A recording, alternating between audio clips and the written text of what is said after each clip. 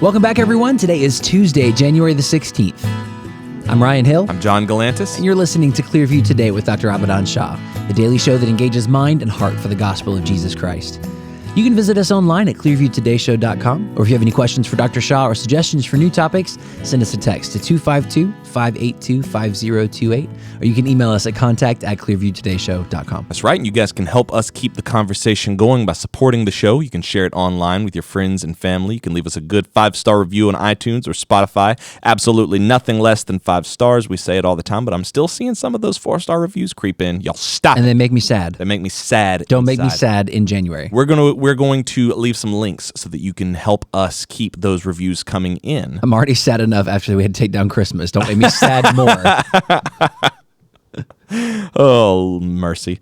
The verse of the day is coming to us from Colossians chapter 1 and verse 19. It says, "For it pleased the Father that in him all the fullness should dwell, and by him to reconcile all things to himself, by him, whether things on earth or things in heaven, having made peace through the blood of his cross."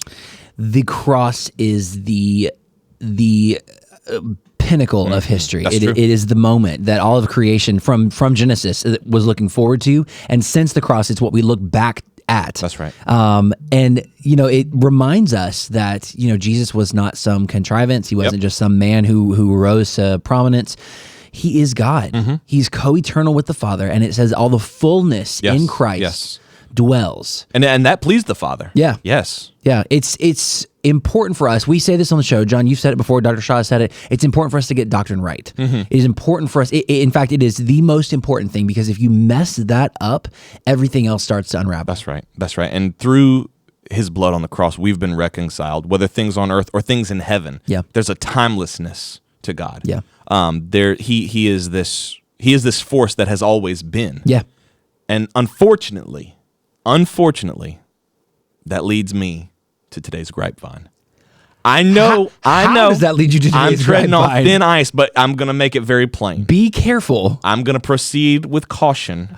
I'm feeling the spirit of St. Nicholas come over me. Please don't slap he's about to high five my face. Welcome to the grapevine. All right, give us the gripe. This is our Tuesday grapevine, where we gripe about things that just kind of rub us the wrong way. Not necessarily. It's troubling to me that deep theological truths about the eternality of Christ led you to the grapevine. It did lead me to the grapevine. Okay. I'm reading. But that's not the gripe. No. I love the eternality. I love the timelessness of God and his mercy and his glory. There's another fictional character who shares attributes with, I hate to even say with God. Okay, here's what's going on. I'm reading The Fellowship of the Ring. Cute. Lord of the Rings has got to be one of my all-time favorite franchises. J.R.R.R.R.R.R. Tolkien. All the R's. All the R's. Love them all. The movies, it's of my opinion that if you're in the fantasy genre, those movies can't be touched. I would have to agree. Cannot be touched. I'm a big fantasy nerd, like fiction, books, movies. Those movies, I mean, even now, how long have they been out? Years. 2003, I think. Okay, that's what I was saying, like 20 years.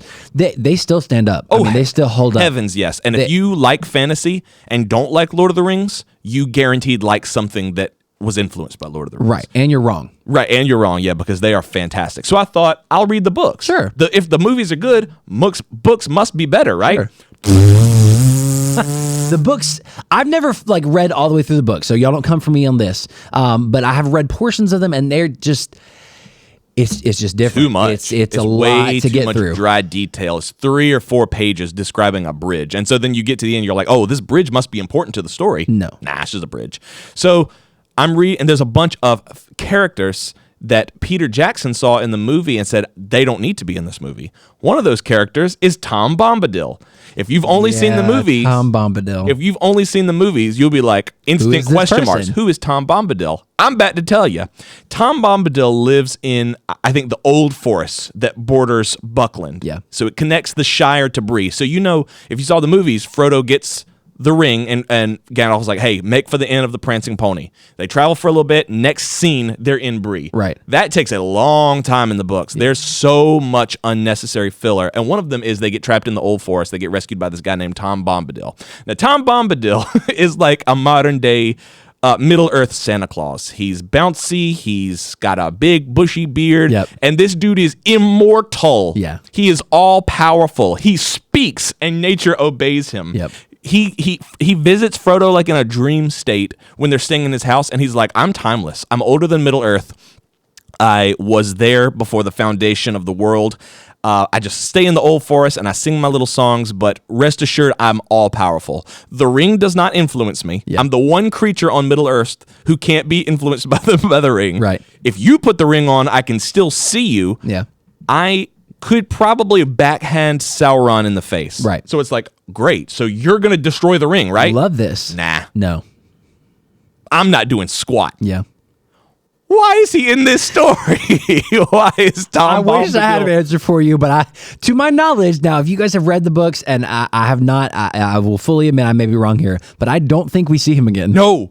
I'm reading through. I'm making myself read through Fellowship, and we're well past that point, and he does not return. No, and I mean like Two Towers, Return of the King, like throughout the rest of the franchise. Like I don't think Tom Bombadil makes another. He appearance. doesn't impact the story in any way, and yet he's the one person in Middle Earth who could solve this problem right here and now. He could probably honestly just destroy the ring. He probably could. And there's going to be some lore nerds out there telling me he couldn't, but whatever. He can put it on and not be influenced. Yeah. Why are we giving it to this little hairy Why don't hobbit? we just let him keep it? Yeah. The entire kingdoms are going to fall. Gondor is going to be no more because Boromir gets influenced by the ring. Yeah. Tom Bombadil could just take it.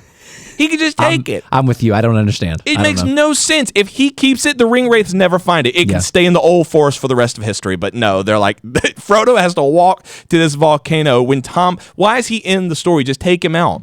I'm so flummoxed. I'm verklempt. You're what? I'm verklempt.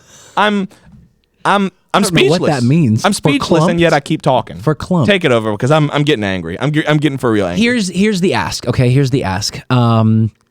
We're going to ask Dr. Shah what his opinions on Tom Bombadil are. I don't know if he's actually read He Lord does of the not Rings. know who Tom Bombadil is.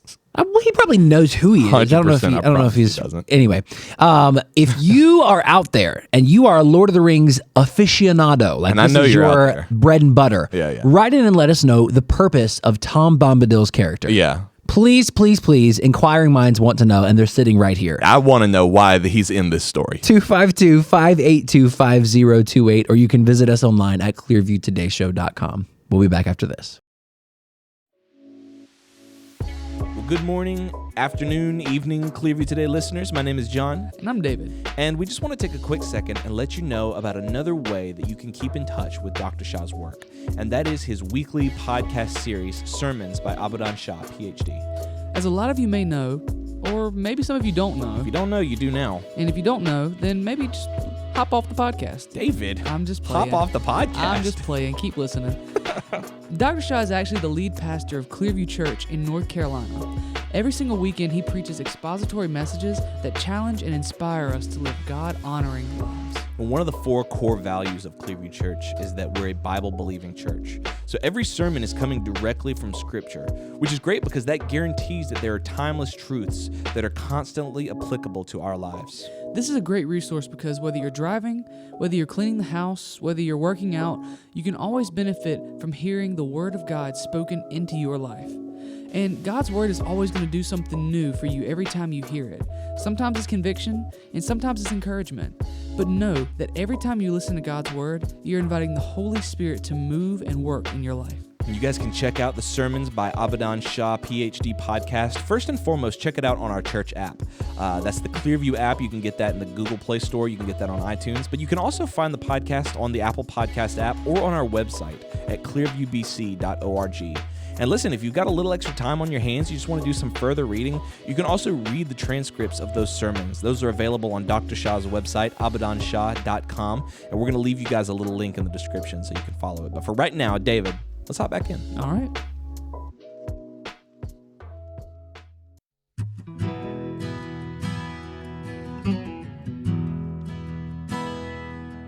Welcome back to Clearview Today with Dr. Abadan Shah, the daily show that engages mind and heart for the gospel of Jesus Christ. You can visit us online at clearviewtodayshow.com. If you have any questions or suggestions for new topics, send us a text to 888-582-5028. That's right, and we are here with Dr. Abadan Shah, who is a PhD in New Testament textual criticism, a profession that does a lot of reading, I would assume. Dr. Shah, when you read, and here's the big question that everybody's been, the nation is tearing itself apart trying to figure this out. The question heard around the globe. Okay. No, seriously, when you read, do you verbalize words? Like, do you? I don't even remember how we put it. Do you? It's so abstract and so weird, and it's not even my question, but I gotta pretend it is. Do you verbalize the words, or do you just take in the information? The concepts, understand? you mean? Taking the concepts? Yeah, I guess it's like. Is there like an inner dialogue that is sort of reading to you, or are you just like conceptually like I'm just absorbing the information? Yeah, definitely conceptually doing that, because there's no way I can take in word at a time and trying to make it happen. Yeah, like I'm thinking through like when you're reading, and I'm still trying to make sense of it. We ate, we kind of talked it through, and I was like, I'm still not making sense of it. I slept on it. I took a walk. I just took a long walk off a short pier, and I still couldn't figure it out. I was thinking through like, do you envision? The closest I came was when you said it's like in fiction. You see the scene and you imagine it, and play it like a movie or like you're there. But in nonfiction, especially if you're reading works on like textual criticism or politics or history, how do you take in that information? Do you like read a couple paragraphs and then sit and think for a while and let it process? Or is it like you're comprehending as you're reading? Well, it depends on what I'm reading. There are theological, philosophical books that I will just stop and I'll just try to then think through how this pans out. But then there are books that I'm reading, like biographies and autobiographies, which don't require that much thinking, other than like, I wonder what that must have been like. But that's more just putting myself in their shoes or something like that, but not really struggling with the philosophy or the theology behind it. Yeah. So it depends on the subject. Yeah. Yeah.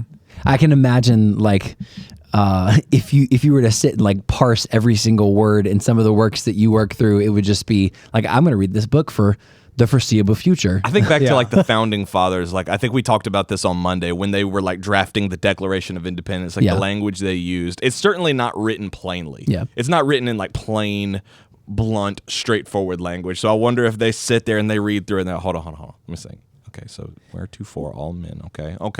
Well, like, you know what I'm saying? But I think they did that. I think people like Madison, who was, I don't think he did everything on that Constitution like people make it out to be, but I think there were others involved in that process. I believe they spent a lot of time thinking over those words, those phrases that they were using. And so I think there's a place for that. Yeah. That wording, that wording, especially in law, that is very intentional. And that's actually what we're talking about today.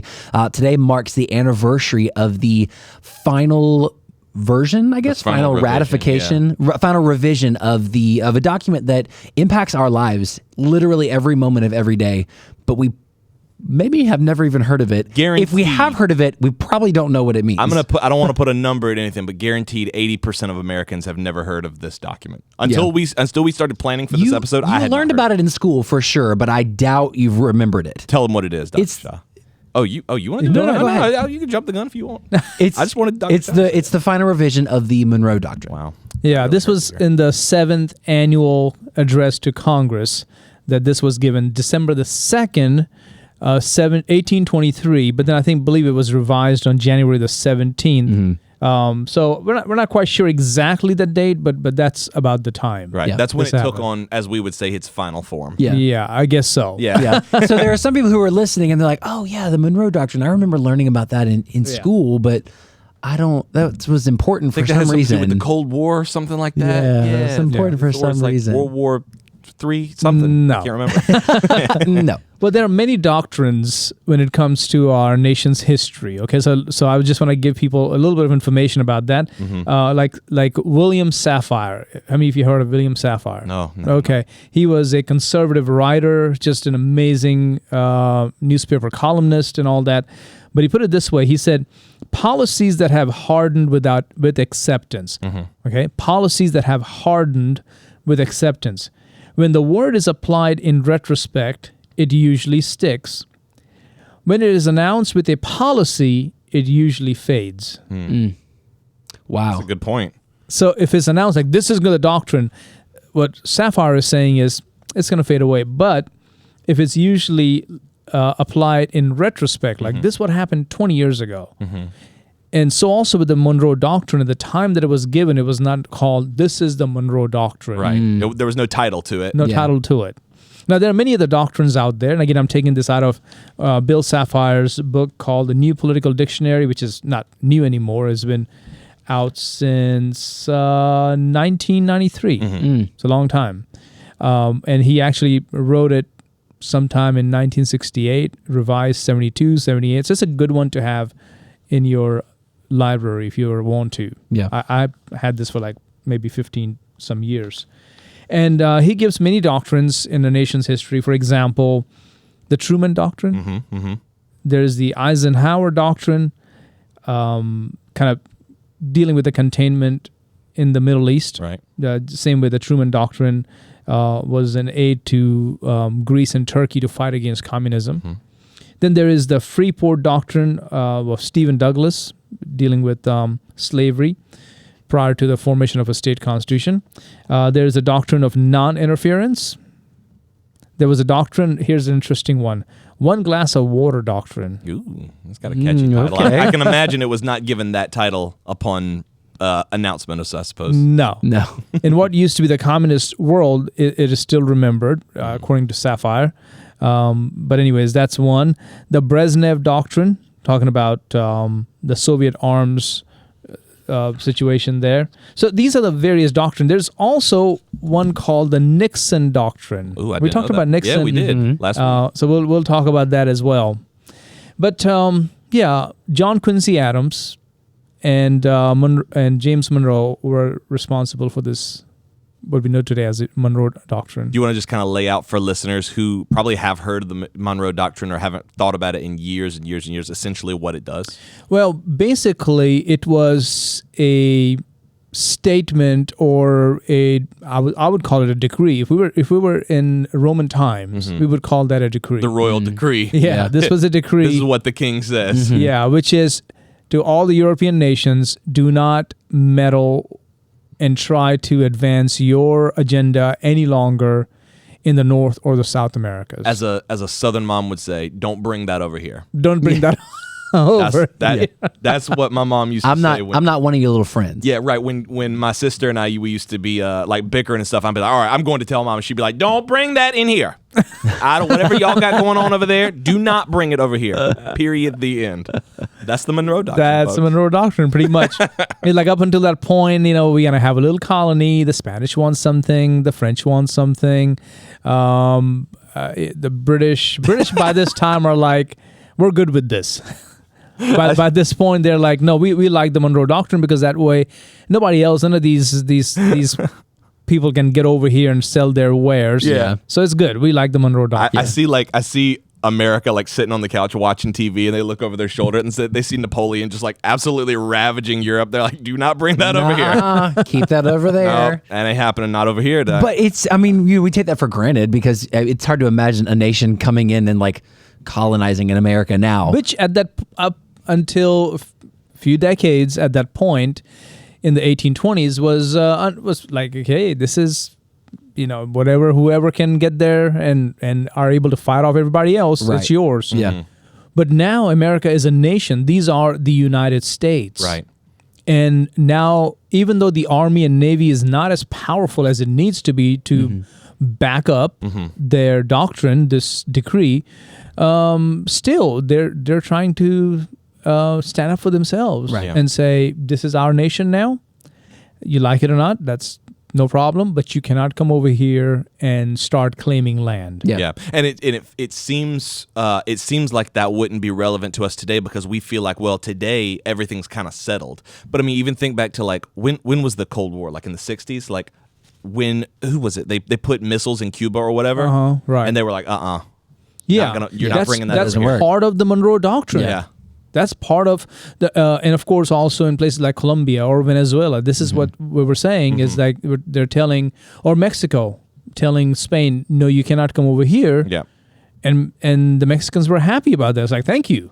We appreciate that because we don't want Spain to rule us. They don't know us. And they're going to do the same thing they did to the United States prior to the United States, which was Britain could do whatever, and you don't have any representation. Yeah. But we can tax you as much as we want to because you're part of our citizenry. So that's what Spain wanted to do to Mexico. It seems almost like at that point, with all the nations, I guess, in North America, like with the United States having been independent the longest, and I would assume the strongest nation, they almost became a shield for like underdeveloped nations that were coming under Europe's influence, I guess. Right. Wow. They were standing up for them.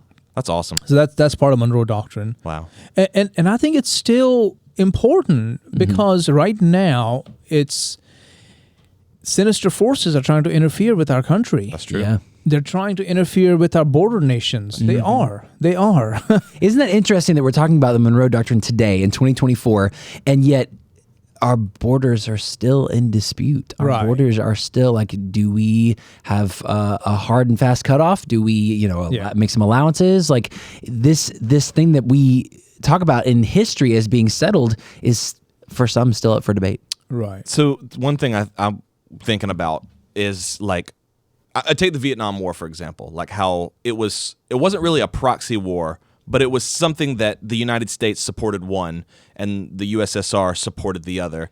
And it was sort of symbolic of, like you said, those forces, those idealistic forces coming into conflict. Do you see that still happening today, even with this Israel conflict? Like the nations are raging, even though U.S. and other forces may not be directly involved, there's still idealistic principles, I guess, at stake. Yeah. Well, this is when most times people talk about it under the Monroe Doctrine. Okay, they discuss these matters of U.S. involvement in places other than North and South America. How is that now? How do you justify that? Don't you think we should be more?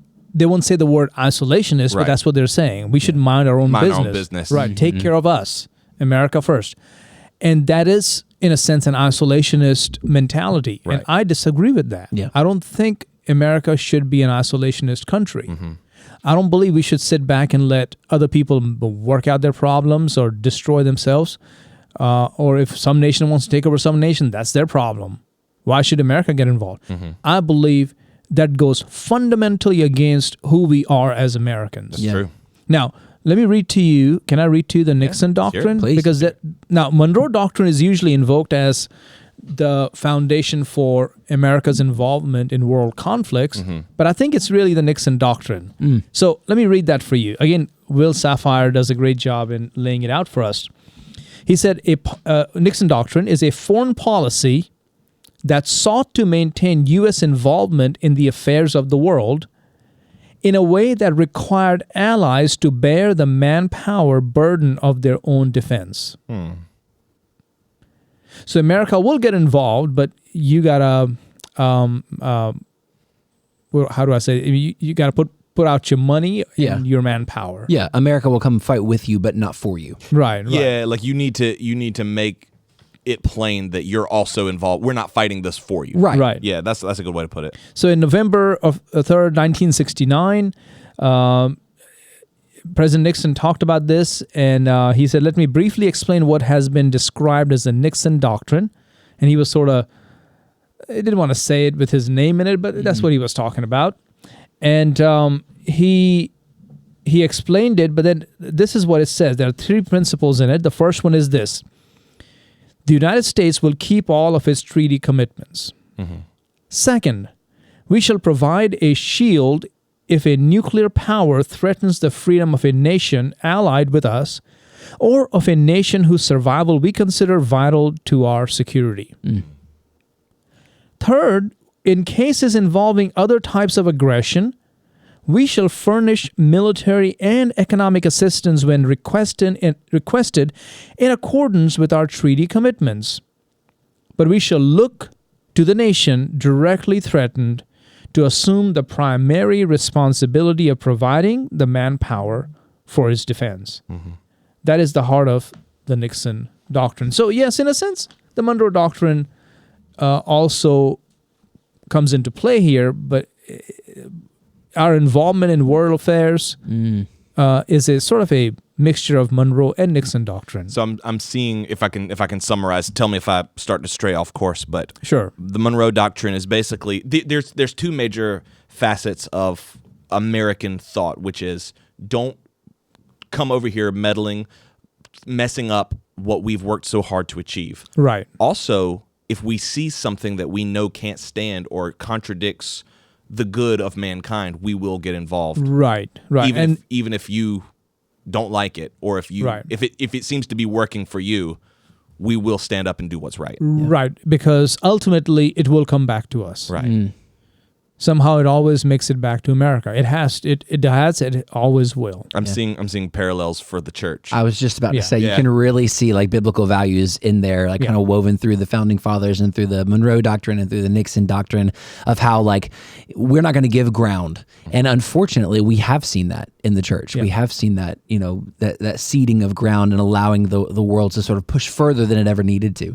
And the church stayed uninvolved, and in the end, the church ended up paying the price for it. Right. Because now the church is not the authority that it once was. Right. Yeah. Right. Or it doesn't have the influence over Right. the hearts of the people. That's correct. Right. As an outsider, now an insider, I am shocked when I hear Americans say, why do we need to get involved? America should just mind our own business. We got plenty of problems. That's such a naive understanding of how politics and world governments and wars and conflicts happen. Yeah. Such a naive understanding, because no one just leaves America alone. It doesn't work like that. If there's a battle going on and you don't step in and say, hey, what's going on? Who started this? Yeah. Okay, you get over there and you get over there. Somebody will step up and do that. Yeah. Okay? But they will not do it the way America does it. America does it more in the sense of we're here to save everybody. And sometimes it costs us. Sometimes you have to end up paying for that. But other people step in. Nations like Russia and Iran and China and other countries in the Middle East, they will step in and do that. But they always end up turning it towards some kind of a benefit for themselves. In the process, nobody wins but them. Right. It's not about democracy. It's not about the freedom for the people. It's about whoever stepped in now takes the mother load of whatever resources were there, land was there, whatever. I mean, think about Russia and Afghanistan. What do? We're going to get in here and bring about peace. They didn't bring no peace. No, not at all. They left that country just as, in fact, worse than they found it. Well, I'm even thinking about like the argument that you were talking about that people make, like America should just mind its own business, not get involved, and then people will leave us alone. I'm like, think about the World War II. How involved was America before the Japanese bombed Pearl Harbor? Right. Like, I don't remember America really sticking its nose, so to speak, in anybody else's business. They still attacked us because they knew. They knew I guess they knew the threat of what would happen. Well, but they still made the first strike. Right. They wanted America to get involved. America tried to stay out of it, and you know how far that went. Yeah. They said, "America's not coming." Yeah. How can we get America? Okay, well, let's find a way. Well, why don't we just attack them and that's when Churchill said, "Okay, now we're gonna win." Yeah. Yeah, true. Yeah. Now it's like when you're in a fight, but then you see your big brother come out of the house. It's No, like, now y'all you're are dead. done. Y'all are in trouble now. Big Y'all trouble. goofed up. So, and James Monroe, I've been to his home in near Charlottesville, Virginia. Oh, wow. Yeah, that's where you have Jefferson, Madison, and Monroe's homes. So you have Jefferson's Monticello, you have Madison's Montpelier, and you have James Monroe's, used to be Ashlawn Highland, but now is simply Highland. Oh. Ashlawn was a family that had, I think, bought that house from the Monroes, or somebody bought it from somebody who bought it from the Monroes, and then they made it Ashlawn Highland. But since we went in 2008, we went there. Yeah. Since then, they dropped that Ashlawn, and now it's just Highland. Wow. That's really awesome. But that was not his presidential home. This was the home where I think he grew up. Yeah. Wow. when you think about this, and there's plenty more applications we can make to the Christian life. Like I'm even thinking about now, we talk about how if you stay uninvolved as a nation, these opposing ideas and these opposing cultures start to spread, and it's a lot like the way sin works. You know what I mean? Where when I allow just a little bit of ground, this suddenly becomes okay. It's no longer a sin that I allowed. It's now the goalpost is moved. Right. And then I allow a little bit more sin, and suddenly my standards lower even more to where now what I once would have considered a pretty serious sin is now standard. And I feel like I see that in our nation. Yeah. Right. You know, Right. the things that we would have never allowed, Christianity and the church would never have allowed years ago. Now it's like, of course, this is the way life is. This is norm. This is the norm. God has called us, or Jesus more specifically has called us to be the salt and the light. Salt has to flavor the food. Salt cannot just sit in a salt shaker. It has to come out and then flavor the food. That's how the food tastes better. When the church stops impacting the culture, then the culture becomes tasteless. Yeah. And the culture is tasteless today is because the church is uninvolved. That's right. The church is ineffective. The church is not standing on the gospel of Jesus Christ. So we're seeing the impact. So also with America. If America truly, I believe, is a Christian nation, and we get involved with the right mindset, with the right heart, we'll make this world a better place. It may not be for long. Sin is always going to be there. The enemy will always try to wreak havoc. But if we try to use America as a force for good in this world, we may see a few more years of peace. That's right. I think about all the times that you've said everywhere that Christianity has gone, it has elevated that society. It has benefited the people there. Absolutely. And so if we are a nation that's founded upon biblical values, if we are one nation under God, albeit have we wandered? Yes. Have we strayed from that? Yes. But we are still that the foundation is there. The core principles are there.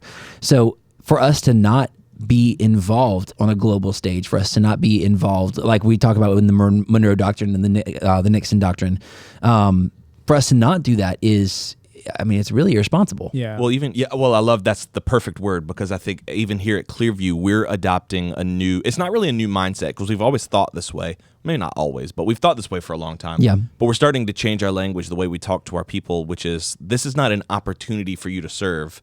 This is your duty. Yeah. This is your responsibility. And I love that. Especially to the men. Exactly. Yeah. This adoption of responsibility for Christians, to say that I have an obligation to be involved, whether it's in politics, in the church, in the community. It's not that I have an opportunity to do something for myself and to serve and to feel good. It's I have a responsibility. That's right. That's right. I agree. Couldn't agree more. So important for us. So helpful. I love episodes like this where we get to dive into history, but then also apply it to our life and ministry today. It's so important for us. Yeah. If you guys enjoyed today's episode, maybe you learned something about history, about the Monroe Doctrine, and about the history of our nation, write in and let us know. 252-582-5028. You can visit us online at clearviewtodayshow.com, and you can partner with us financially at the bottom of that webpage. Scroll down, click that button, and become part of our Clearview Today Show family. Also want to encourage you to head over to mightymuscadine.com and check out their line of products there. Use the promo code TODAY, that's TODAY on checkout, and it'll send a portion of those proceeds right back here to the Clearview Today Show. We love you guys. We'll see you tomorrow on Clearview Today.